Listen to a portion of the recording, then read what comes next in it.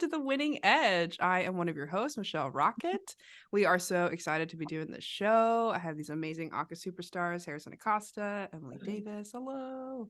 I'm gonna quickly introduce myself and then I'm gonna let these other wonderful folks speak. But my undergraduate was at University of Colorado, Denver, and those groups that I was a part of was UCD Lark and Mix, and I had varying roles in those groups, including assistant creative director. And then after I graduated, I ended up going to Berkeley NYC for a master's in writing and design for musical theater.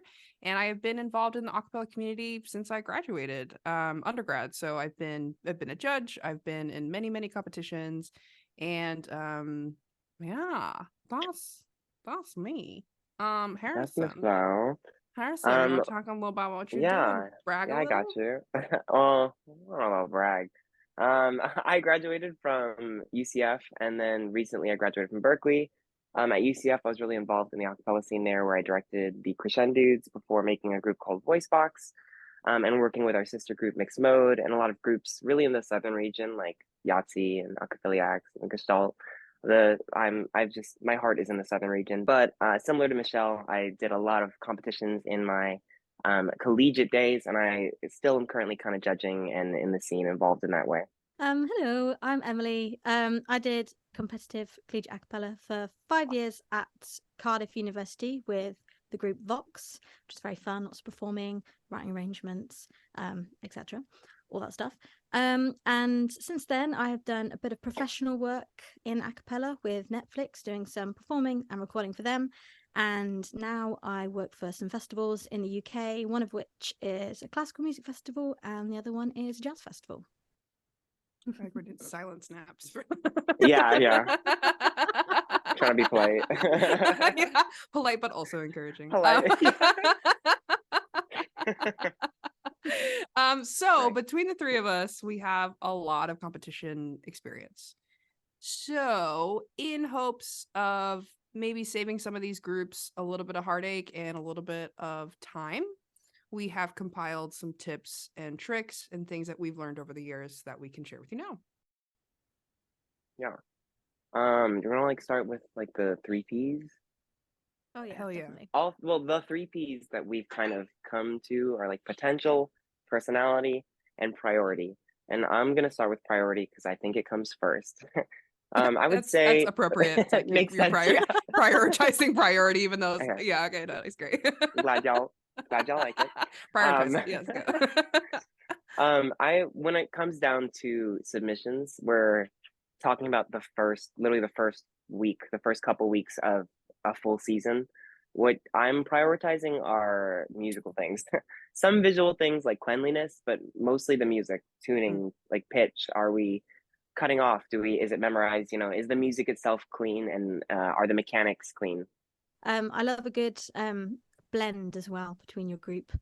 I think that really brings everything together when you have a good blend. Yeah, I imagine a lot of groups are just going through auditions and callback processes. So you might have new members who are learning the songs right now. I think the biggest thing about these particular video submissions is that what they are looking for, at least in the case of ICCA and ICHSA, is potential. So when we talk about potential of a group, they're not looking for a fully formed, this is our set from start to finish with choreo and lights and costuming. What they're looking for at this stage in particular is potential of the group. And prioritizing the basics, prioritizing those things, that will certainly already set you apart from a lot of other groups. And then being able to just showcase that. That's what they're really looking for in the videos. I would say the same goes for the festival circuit too. In general, especially with my experience of So Jam, Boss, or Laugh, definitely looking for potential. They want to see when this group is now, in front of an audience of specifically 2,000 a cappella people, are they going to bring more to the stage down the road? I think, but yeah, personality. Yeah, personality is a big thing. Even though you don't have to be completely polished, everything like that, it's good to show your group's identity coming through in your audition video, because that also is what makes you unique and stand out from the rest of the groups. So if you look like you're vibing and having a great time and really showing who you are, the judges are going to be more into that than people who are just kind of stood there kind of not moving very much and just singing the notes rather than putting everything into the notes. And especially for like the ICCA where we have hundreds of groups submitting, when all of the top groups are at, at that level, they have the same level of, excellence. The next step is, okay, what else do they have? Like, do they have the potential to do more? Do they have, or like, what parts of their personality am I seeing in the video submission? I think that's where we see that winning edge, like, kind of come I out. love it when a group adds little kind of tricks and bits they're really good at into an audition video as well. Like I love a waterfall, and I say again, I love a good blend as well. Wait, We're gonna what have is to- a what is a waterfall? Because I think I know what that means, but I need to know. I need to make sure I know what that means. It's like where you kind of have like a succession of notes, so you like do do do do do, and they're kind of Oh like yeah. they're split between the different parts. So it kind of, Mhm. if they're able to kind of like nail that in between the parts, you're like, oh, Oh, like a impressive. belt. Yeah, That's okay, fair. that's Yeah. I love Yeah. that. Yeah. I'm hoping like in personality too, it's like I want the group to be having fun. Even Yeah. if they're Mhm. even if they're singing really intense ballads, like we can lean into the angstiness that collegiate acapella has gifted us over many, many years. But also to enjoy that doesn't mean that it is totally exclusive to like happy, sexy music. Like I want to see the group engaged in whatever that means to them. So I think in showing your personality, I think that's especially important in a video format. Okay, hot take was on the topic, song order for our collegiate friends submitting. If you have 2 or 3 songs where, well, okay, specifically you have 2 or 3 songs, I guess there's a couple questions in here. They're not all the strongest. What do you do? I would front load, just because there are so many audition videos, and the judges have to watch so many.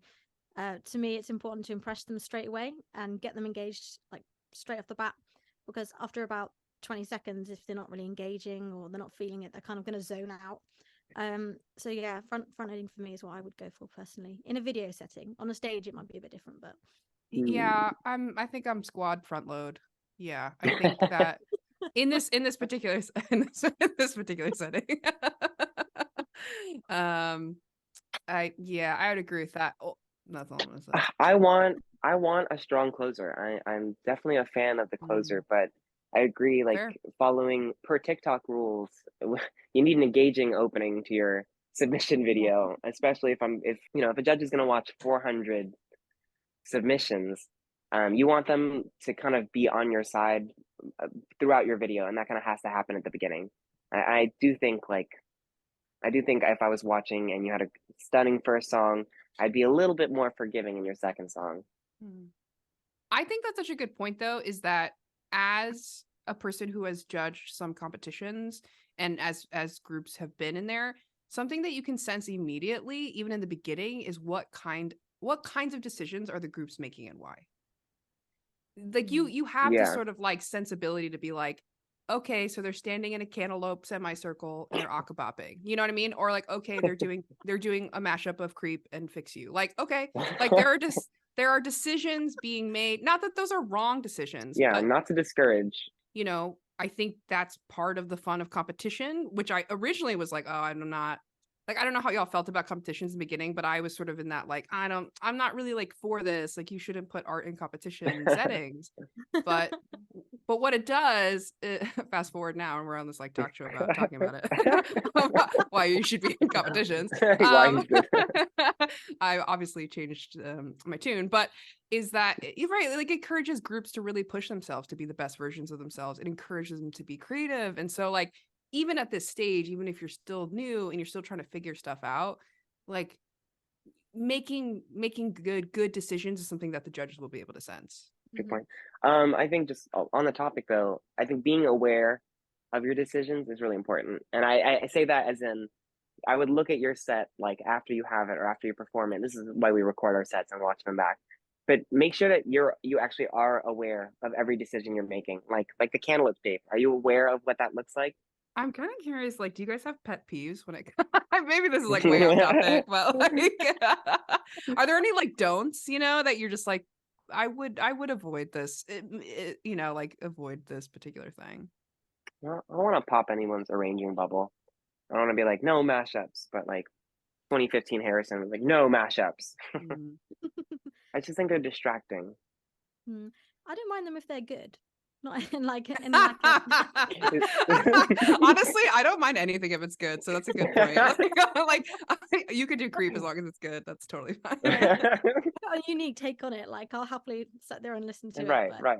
it's the same thing I've heard like 27 times. It's can be a bit draining. The reach, the acapella reach. Yeah, no, my pet peeves probably would just be the semicircle and in coordinated bops. Okay, so something to keep in mind for these videos too is that there are no rules that say that you have to record your set from start to finish. You can record those songs separately, right? You can record those songs separately as long as you edit them together. The only thing is that you can't edit in the middle of a song, so you can. Yeah, it has to be a continuous take. Yeah. And I but think groups should take advantage of that. Yeah, I was about to say that means that, I mean, not that you all have to go and like take up a van and go from location to location for a song, but you could, if you wanted your ballad to be in a space with like higher ceilings or a little bit more verb, you could. If you had a song that was like the personality choice, you could, pick just a space that is more comfortable for you, or that vibes better, or maybe you do want to take a seat. And well, again, depending on your submission, I would take advantage of the space and venue and making sure that it's either appropriate or maybe acoustically does something sonically for your set. It's definitely good to just allow your group to kind of reset in between songs, like have a water break, like go and get some fresh air so that we can do the second song and make it just as good and have just as much energy as the first song. I would say that's where potential and personality kind of come in to this to the submission. I think that's where that gives you the winning edge, like where you're using the space, the location, maybe some of the like, the few things that you have some liberty or control over. That's where we see like your group's individual identity kind of come across in the submission. Mic setup, video setup, equipment. I've been like a long fan of the iPhone. Yeah, I think every audition submission that my groups did was on an iPhone. I can't. Oh, there was one time that we went really fancy and it was a total waste of resource. But it looked good. Like it looked and it sounded great.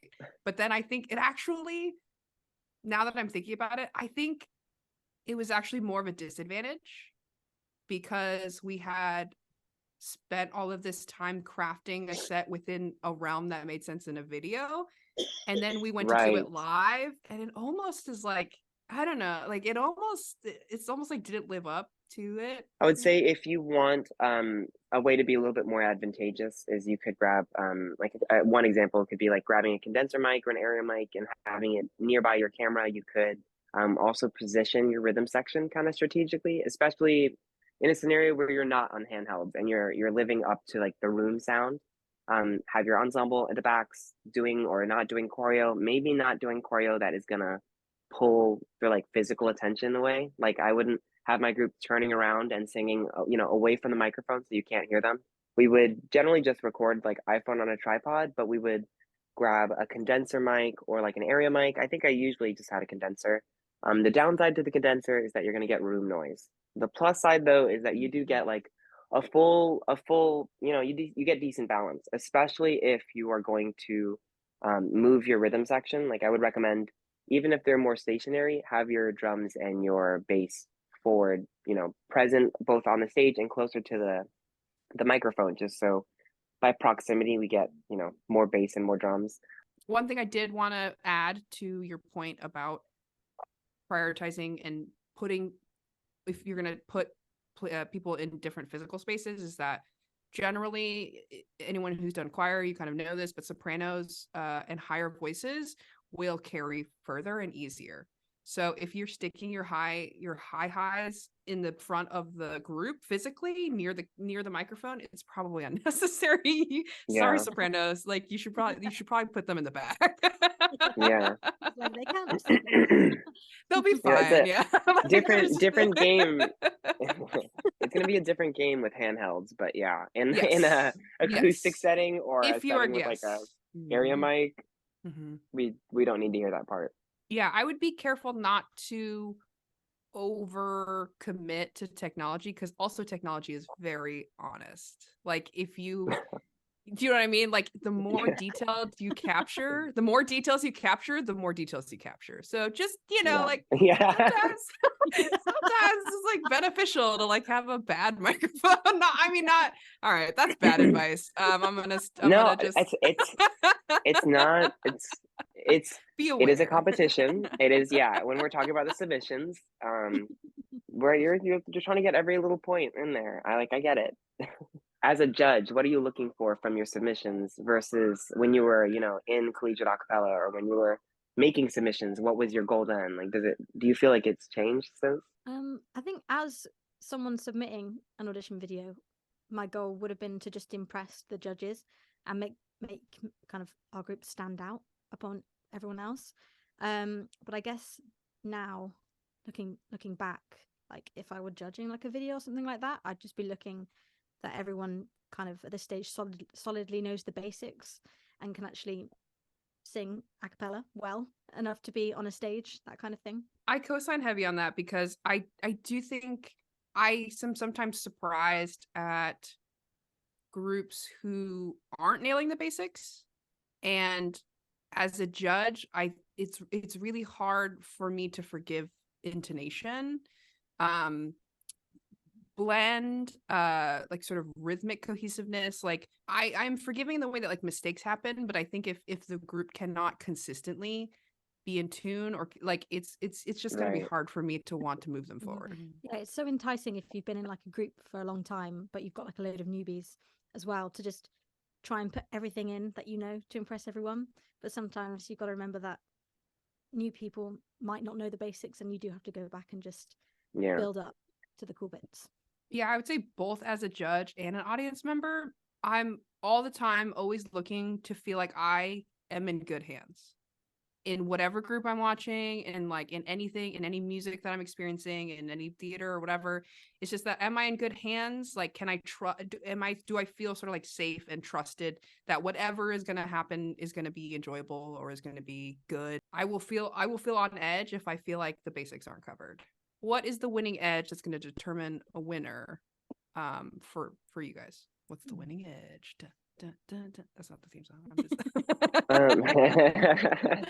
I think recently for me, it's been, I would say it's the groups who are looking externally for inspiration. I would say groups looking like outside of just a cappella or even other vocal mediums. I think first of all, there's a lot to be learned. For example, like cross the water to barbershop, but I would go further to like dance or to other art forms and see how they, for example, handle, I don't know, how they answer questions or how they some of those mediums go to competition. Even like I've watched something called Vibe Dance Competition for years just to see how a troupe of 40 dancers will approach a 10-minute set with some random topic assigned to them. I think it's really interesting, but I think when you're looking outside of acapella, that's where you finally start coming up with something that hasn't been, done necessarily every stage. You're coming up with a new rendition to Fix You. Just coming up with something a little bit, a little bit different than what we're already seeing so much of at every, quarterfinal or every festival show.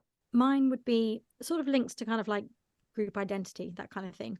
And it would be just making sure that there's a good kind of strong bonds within your group that allows you to create a dynamic where you can form a group identity. Because if your group of like, well, what's an average group size? Maybe like 12 to 16, that kind of thing. If everyone is like friends and gets on really well and can really bond over the music that you're singing, it's going to look so much better in the video and then on stage if everyone looks like they're having a good time, enjoying each other's company. And yeah, it just allows you to really kind of put across that identity that you are a unit and yeah, you're good at what you do. the winning edge for me is going to be creativity, like point blank. Did the group do their research on what works and what doesn't work, and all of those things are available, winning sets from the last 4 or 5 years, what really worked for those groups, what didn't, what works for their group specifically also, right? If you're a small group or a big group, you're going to have different challenges, you're going to have different pros and cons to the size of your group, to the individual identities and the makeup of that group, which you sort of touched on. But did they do their research? Because if you are presenting things that have been done, and they're overdone, and you're not aware of that, I'm going to be looking for that. So that's for me, like that's something that will put other groups above another pretty easily for me. Thank you so much for joining us. This has been The Winning Edge. You can like, comment, and subscribe for notifications about when the next episode is going to come out. And if we left any burning questions, you can comment below and we'll come and connect with you. Please do join us next week to talk about set crafting and song selection. Thank you. The Winning Edge.